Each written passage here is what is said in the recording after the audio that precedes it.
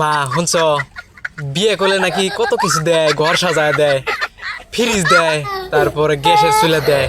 মা আমি আমার বিয়ের কথা কইতেছি না, ফ্রিজে যে দেহ কত রাত করে মাছ টাছ নিয়ে আহি কাইটা তোমার মাইসের বাড়ি যে নিয়ে থুয়ে লাগে, আমার কষ্ট হয়, তোমার এগুলো দেখে ভালো লাগে না। মা আমি আমার বিয়ের কথা কইতেছি না।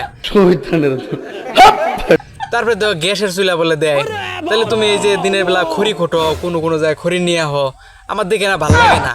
মা আমি আমার বিয়ের কথা কইতেছি না, আসলে তোমার কষ্টটা দেখে আমার মায়া লাগে, এই জন্য কইতেছি। দেখো একটা গ্যাসের চুলা দিলে ঘরের মধ্যে বসে থাকে কত সুন্দর রান্ধবে আর বাবা।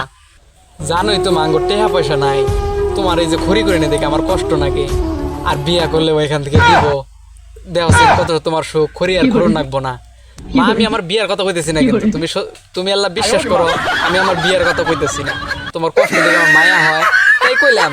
শুনি মানুষের কাছে যে বিয়ে করলে ফ্রিজ দেয়, এটা দেয়, ওইটা দেয়, ঘর সাজায় দেয়, দেখছেন তোমার প্রয়োজনে কত কিছু দেয়। মা আমি কিন্তু আমার বিয়ের কথা কইতেছি না, আল্লাহ ভাইবে দেখো। হ্যাঁ তুই আমার